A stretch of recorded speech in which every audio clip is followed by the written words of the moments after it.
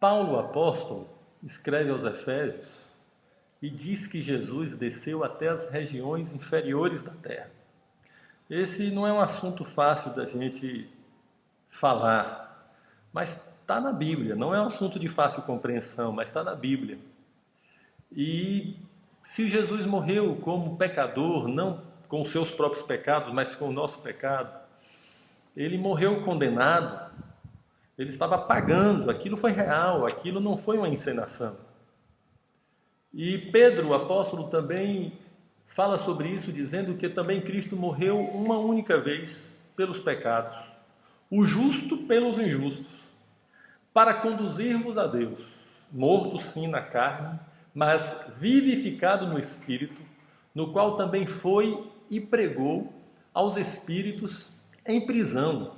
Então Pedro também fala isso, que Jesus foi e pregou aos espíritos, aqueles que tinham morrido antes dele, antes de Jesus, e estavam naquela prisão, e Jesus desceu ali e pregou aos espíritos em prisão. O que pregou é um assunto que nós não vamos discutir aqui agora, mas o fato é que Jesus desceu até as regiões inferiores da terra, onde estavam espíritos, pessoas aprisionadas. O escritor aos Hebreus também se refere a isso, quando diz no capítulo 2, visto, pois, que os filhos têm participação comum de carne e sangue, destes também ele, Jesus, igualmente participou, quer dizer, de carne e sangue, nasceu como homem, para que por sua morte destruísse aquele que tem o poder da morte, a saber, o diabo, e livrasse todos que, pelo pavor da morte, estavam sujeitos à escravidão por toda a vida. Jesus entrou na morte, efetivamente entrou na morte, para destruir aquele que tinha o poder da morte, o diabo. E aí ele podia libertar quem estava escravizado pelo medo da morte, os homens.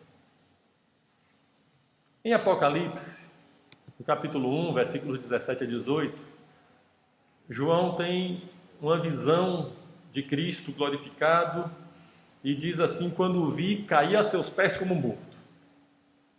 Porém ele, Jesus, pôs sobre minha mão direita, dizendo: não temas, eu sou o primeiro e o último, e aquele que vive. Estive morto, mas eis que estou vivo pelos séculos dos séculos, e tenho as chaves da morte e do inferno. Esse é Jesus falando de si próprio, falando quem ele é, falando o que ele fez, e ele diz que, assim, estive morto, eu estive na morte. Jesus desceu até lá, até a morte, ele entrou na morte, mas agora ele vive pelos séculos dos séculos, e a conclusão da sua definição de si próprio é que ele tem as chaves da morte e do inferno.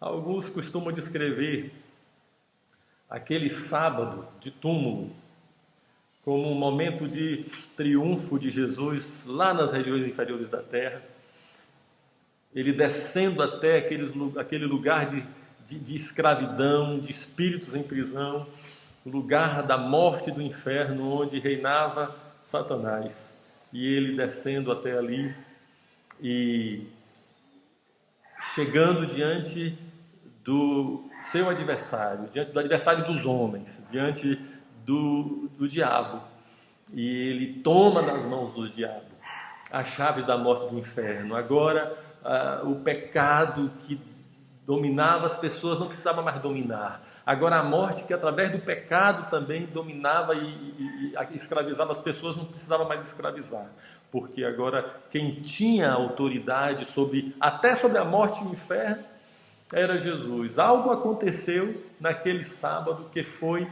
além do túmulo onde Jesus foi sepultado.